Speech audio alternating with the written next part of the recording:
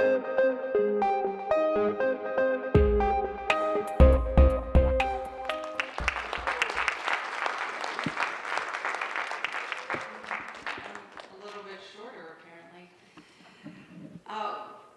cannot imagine how bright these lights are. I can't even see you.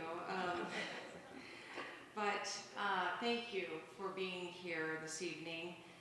Tonight, we come together to celebrate the 70th anniversary of the Universal Declaration of Human Rights, which was adopted by the United Nations General Assembly in 1948. Though 7 decades old, this document continues to hold relevance, especially during trying times like that which we live in today.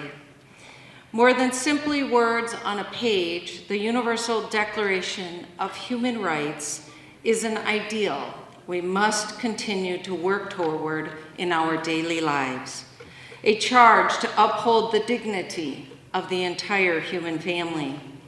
We are privileged to live in a city where residents embrace this value on a daily basis. A city which continuously sets the course for how to live in harmony and respect with one another and the earth which we live on. This example will be on full display next August as we welcome the world to Salt Lake City as host of the United Nations Civil Society Conference. It is truly an honor to have been selected to host the United Nations, and this will be the first time ever that this conference will be outside of New York City and on U.S. soil. In working to secure this historic event for our community, officials from the United Nations repeatedly mentioned to me how impressed they were with the people of Salt Lake City and our role in the global work being done to address issues around the world. This work is done by people and organizations like those that we are honoring tonight with the Salt Lake Human Rights Award. I want to thank my partners, the Human Rights Commission, for continuing to help us build a city for everyone, and for helping to select our honorees. I also want to thank my City Council colleagues who are here today. Chris and Amy, will you please stand? Thank you for your help and your service. It wasn't easy for us to make a decision on these winners. So many people today are rising up to affect change for many others. But we are very excited to have the opportunity to present these winners to you and to say thank you for the work that they do year-round to make this a better community. Finally, I want to express my gratitude to Moana Uluave Hafoka, my policy advisor for human rights and diversity. Those of you who know Moana, you also know her to be an individual of incredible integrity who cares deeply about everyone in this community. She exemplifies this year's theme of Stand Up for Salt Lake City and Stand Up for Human Rights. Thank you, Moana, for your work organizing this event and for bringing us together throughout the year. Now it is time for us to honor those in our community who have used their skills to bring to life the words of the Universal Declaration of Human Rights.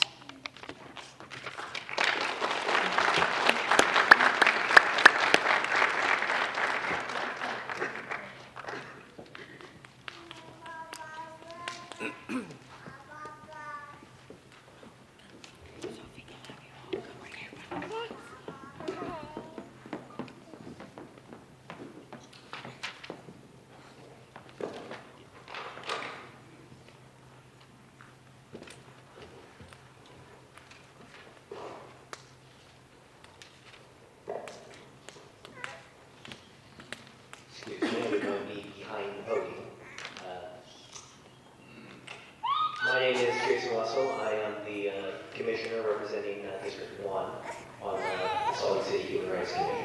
And I have the honor today of introducing Musa Abdallah, who is going to be the first recipient of our Emerging Leader Award. We decided that we wanted to recognize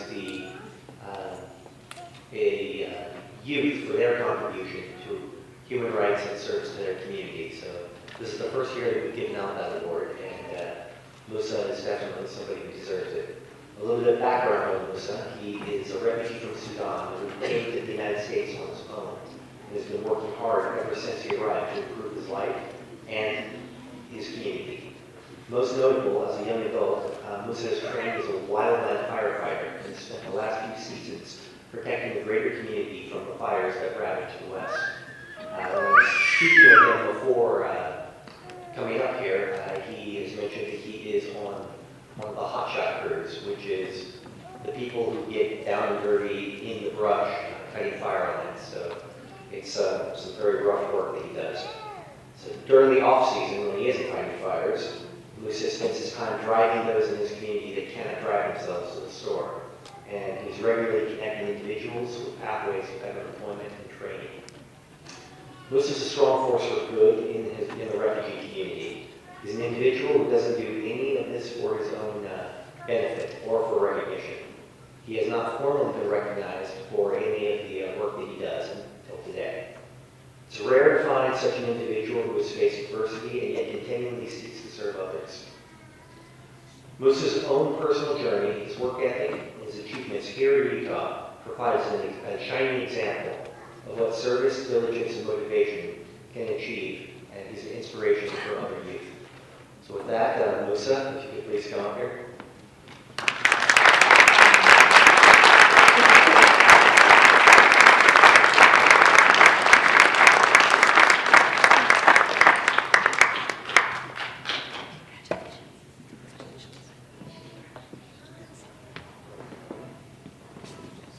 Hello everybody, my name is Musa Abdallah.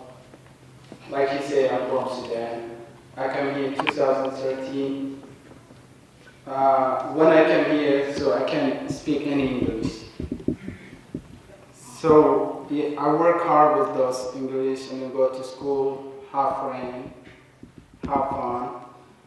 And then first stop, I did go to Weaver Place in Jaipur there to do some English improve. And then from there, I see people, they doing firefighter, and then I join them. I work with them one season, and then I really like it. And then from there, I did go to North Carolina, do advice training for the fire. I've been there a couple of months, 7 months there. And then I got a job, because from there, I'm not a citizen, so I can't go to anywhere to work with the firefighter. And then the Utah State, they hire people, those is not citizen. From there, and then I got a job here with Olympic Center.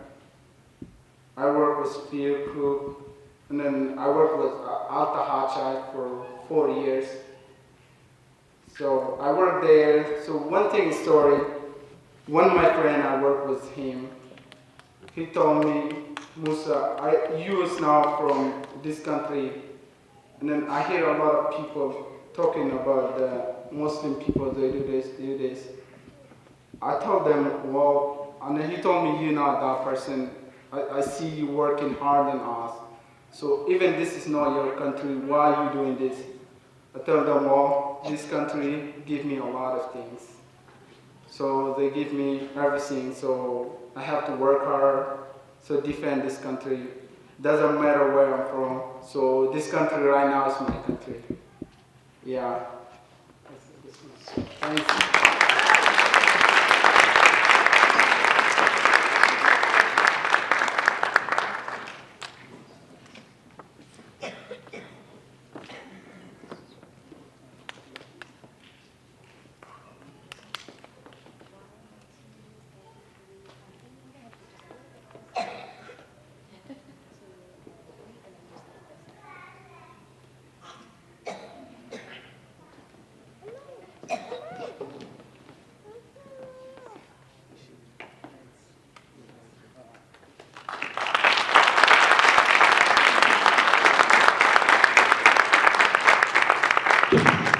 Good evening, ladies and gentlemen. My name is Luna Banuri, and I serve as Human Rights Commissioner at Large on the Mayor's Committee.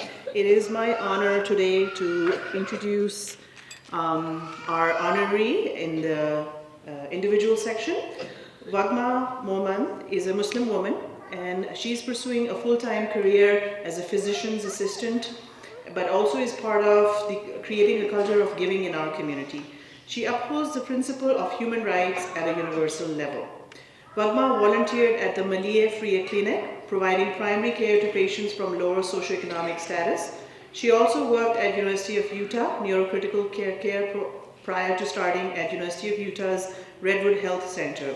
Wagma is the director of a nonprofit humanitarian organization which she co-founded in 2009 called United in Service for Humanity.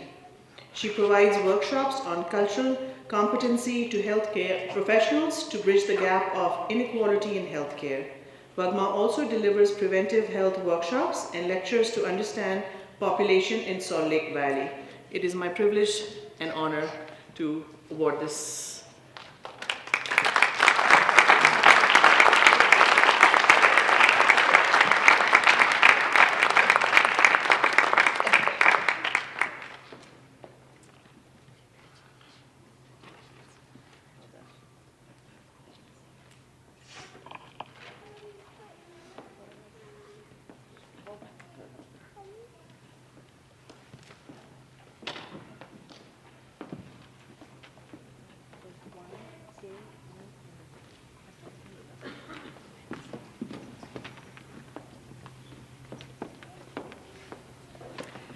Hi everyone. I totally was not prepared to talk tonight, but I wanted to say it is an honor. This is such a huge honor to be among such incredible people that have dedicated so much to this community. I just wanted to say the reason that helping others means so much to me is just to understand the humanness of each other and to understand and ease the pain of others. Everybody goes through a different journey in life, and we all have certain privileges. And I believe it's very important to use whatever skills that we have, whatever privilege that we have, to ease the pain and suffering of others, and to just be kind and show love to others. And I think that's what's most important, is to show kindness and love to others, and that definitely trumps over hate. So thank you so much.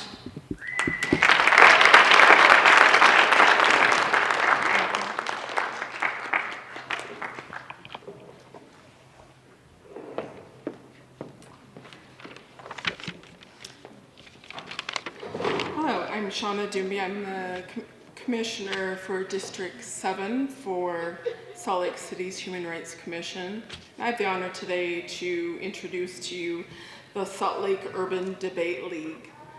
And this is a group of high school kids, and this is a bipartisan youth-led initiative to help underprivileged middle-aged students in the Salt Lake Valley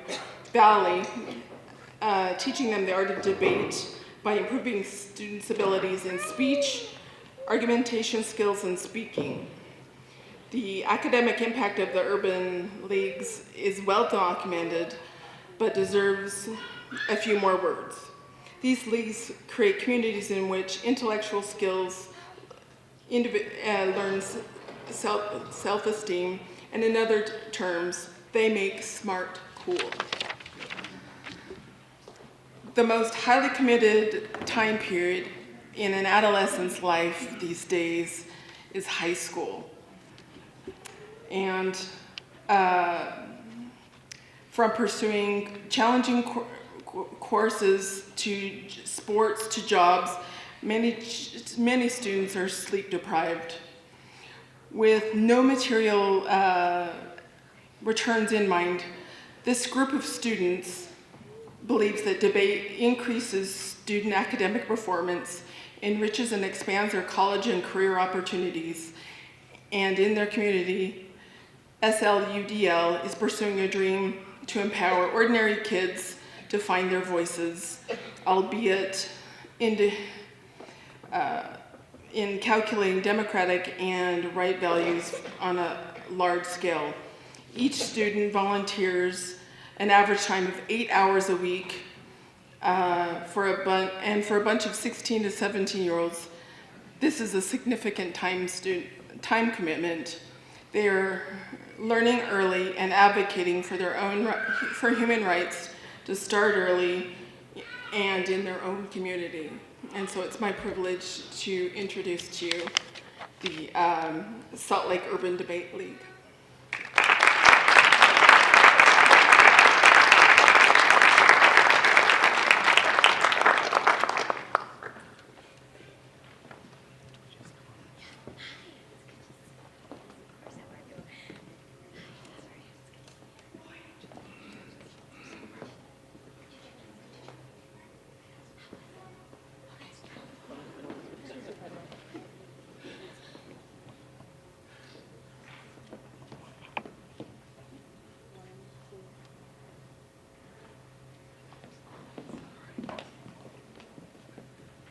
Good evening. Whoa.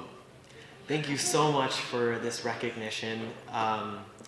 There's a lot of people to thank for the process and the creation and the inception of the Salt Lake Urban Debate League. Growing up, I found myself in a tough time when I just started high school. I was a sophomore and I didn't know what direction I was heading. I started having friends who were applying to college, and I saw others who were struggling in the process of high school and being a student. Debate was my way out, and being introduced to so many other debaters around the state and now around the country provided me a community where I can take intellectual risks, but also people who uplift each other and mentors who can help you maybe get into the college of your dreams. When I found debate, I found it to be one of the most relieving and invigorating activity that I could be a part of, and I knew that I wanted to expand it to other students who were not able to be introduced to debate as easily. Now, I don't know if everyone knows this, but debate is an expensive activity. One must travel and be able to have the transportation, the coaching staff, etc., to be able to debate in the first place, and to be part of that debate community. My first year being part of a private school and then transferring to a much larger, less funded public school was hard, but we did not stop to make sure that middle schoolers and other students, high school students, did not have any hindrances to be able to debate. This included started teaching at the Refugee Center down in South Salt Lake, and also teaching high schoolers and middle schoolers around the Salt Lake Valley to find themselves and their voices with the law, to find out that policymaking can become personal to oneself. We're both co-founders, so I'll let my fellow co-founders speak as well.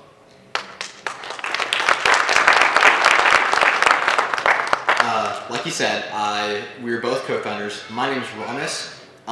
He is a year younger than me, so I was introduced, or a year older, my bad. Just a little important. He was a year older than me, and as an older brother, I sort of wanted to follow in his footsteps, mainly just to beat him in debate. That was all debate was to me at first. I was just focused on learning how to beat him. But in that process, I fell in love with the communicative activity that is debate. In debates, you have two sides. There's a topic. You're supposed to debate one another on the merits of the arguments, not about things like identity, which makes it a safe space to talk about all identities, all arguments. And me being exposed to this as a high school freshman allowed me to enhance my critical thinking, i.e., or for example, how does certain policies affect certain people, how we should change those certain policies, etc., which allowed me to think about the world and the problems with the world and create alternatives and policies that could actually fix that. Within this activity, there's a community of really good people. You meet other debaters, which they're just fantastic people, some of the best people I've ever met. Debates really changed my life. I know for a fact it's changed Keon's. And through the Salt Lake Urban Debate League, our goal has been to make it much more accessible. Yeah. Thank you.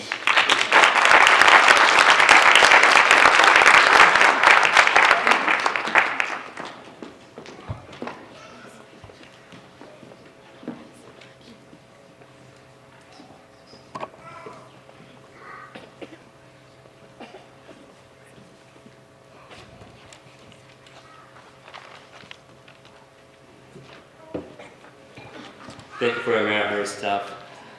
The next hour program is going to start with our performance for tonight. I'm going to start with a Native American prayer and acknowledgement of indigenous people lands.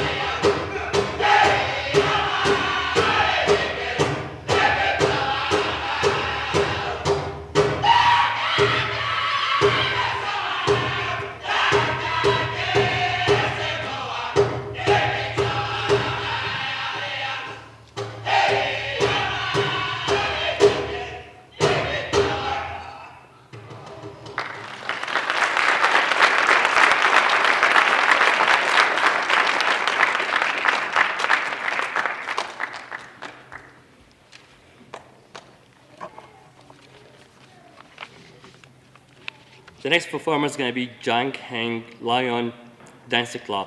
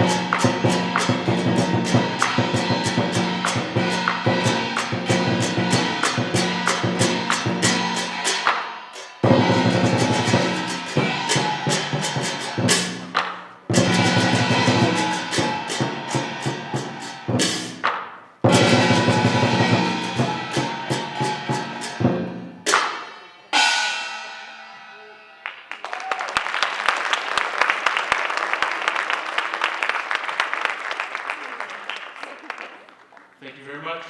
We're Zhengyin Lion Dance, continuing 1,500 years of Chinese lion dance tradition, the longest running lion dance club in the Intermountain area, and just want to congratulate all of the awardees tonight in commemoration of Human Rights Day. Thank you for letting us participate.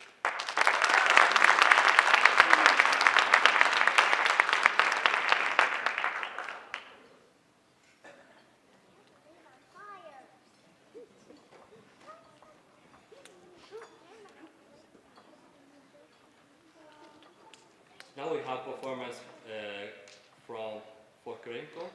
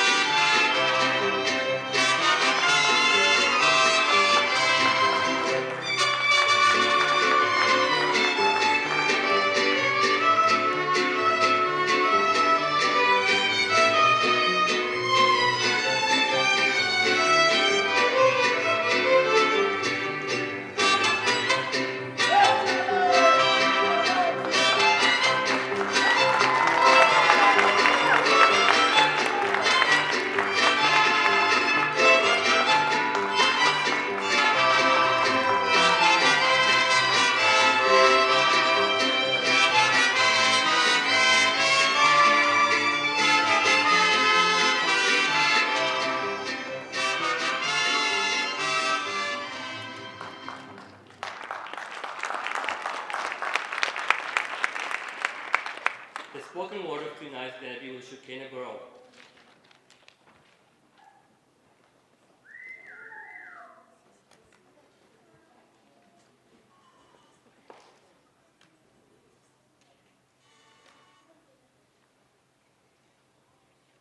Good evening. Oh, no. Good way to start, huh? Okay. Good evening. My name is Shekinah Pearl. The spoken word that I wrote, I'd like to say is a conversation that I had with my father and some of the things that he said to me, okay? Resilience, noun, an ability to recover from or adjust easily to misfortune or change. See, me.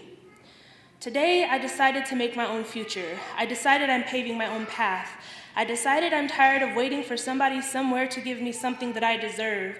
I decided that I'm no longer going to let somebody else's standards define my intelligence, my work, my potential, or who I am. I decided that from this moment on, I am because I say I am.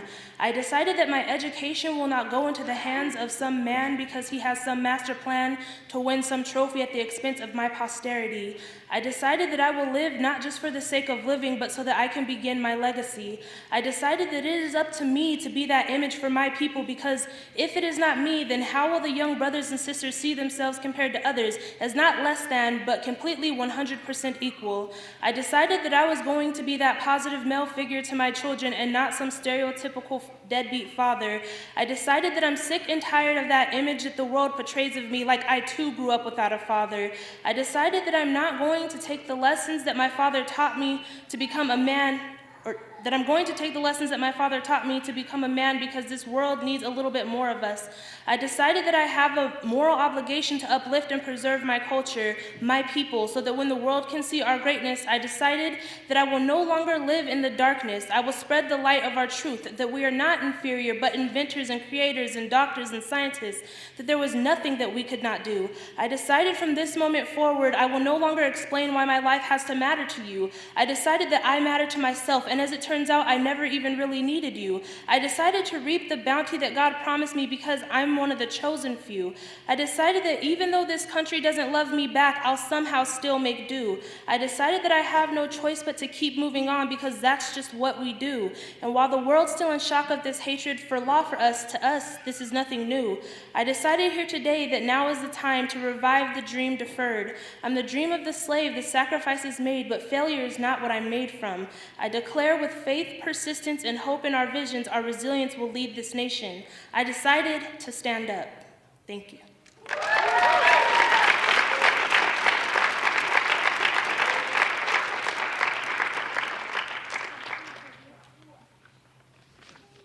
Our closing performance for tonight is going to be touched with the touch of Polynesia. Thank you very much for coming tonight, and I hope you guys have a good night.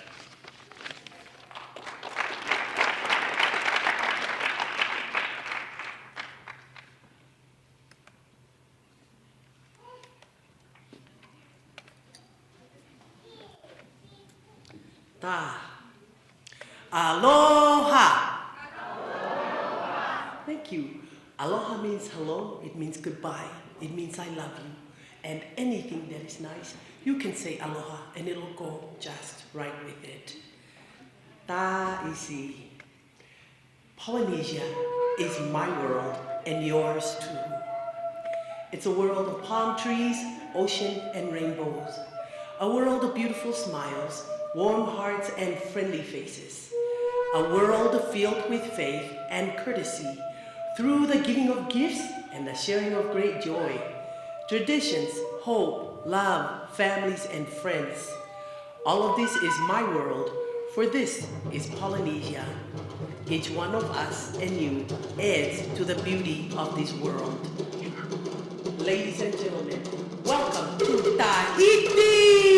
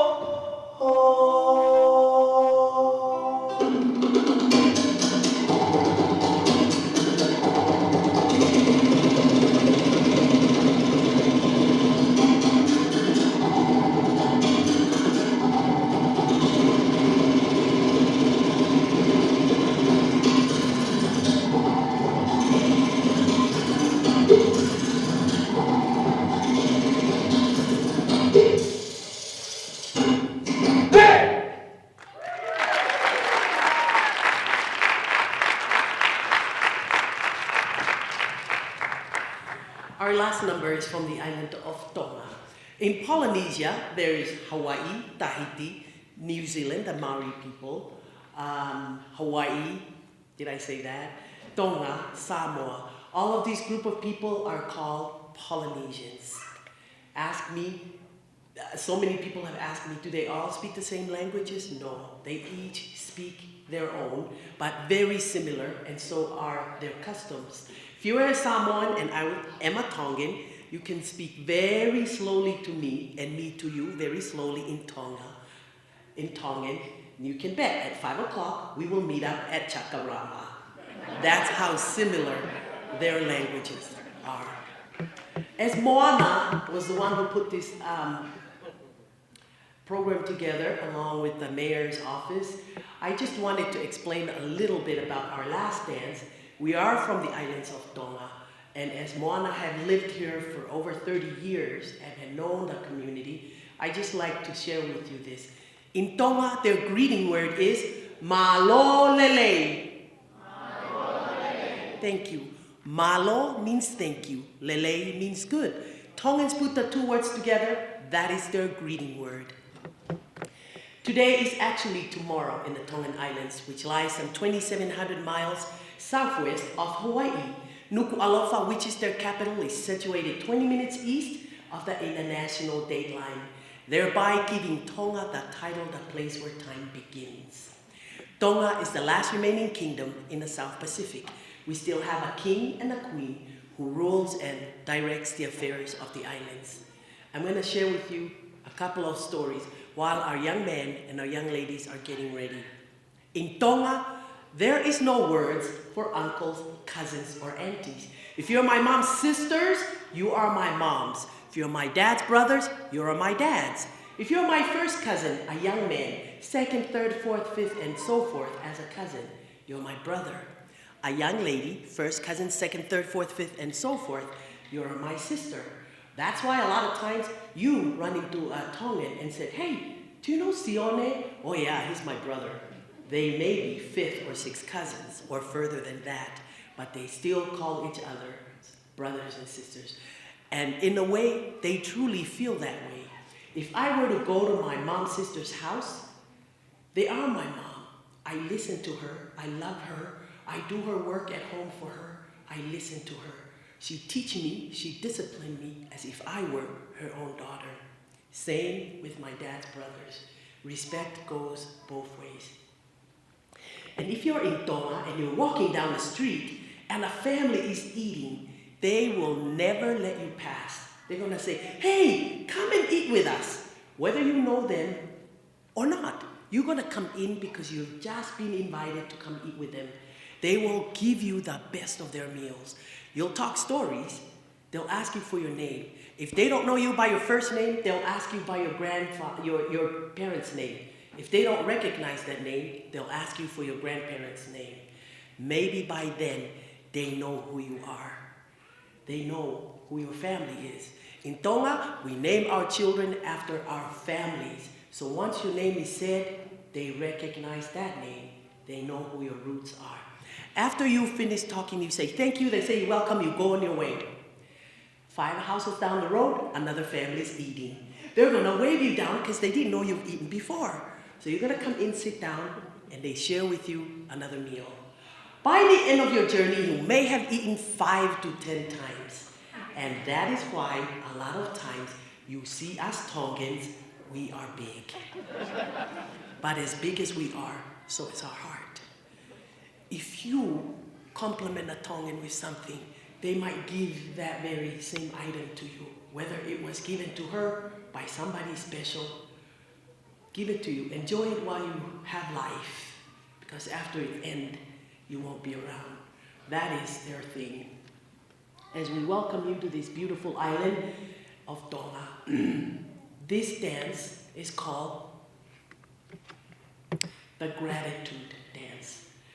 While all these other islands, other countries wanted to come and be a part of them and take care of them and watch over them because they're little islands, like Samoa, America is have a part of Samoa. Tahiti, French Polynesia. But when they came to Tonga, He picked up the dirt from the floor, from the ground, the king of Tonga, put it up in the air, and he said, God and Tonga are my inheritance. I would like to bring our dancers to do for you that dance, as we are grateful when we first step foot in America. May I thank you, those that have lived here all your life with your families. We take our group to nursing homes to thank those people for making this such a beautiful land, as our families and those that follows us enjoys it here because of them. And because of that, this dance of gratitude come to each of you for putting a place for us as human to share our cultures with you, and that we made up that beauty in this world. Ladies and gentlemen, this is where Moana is from, Tonga.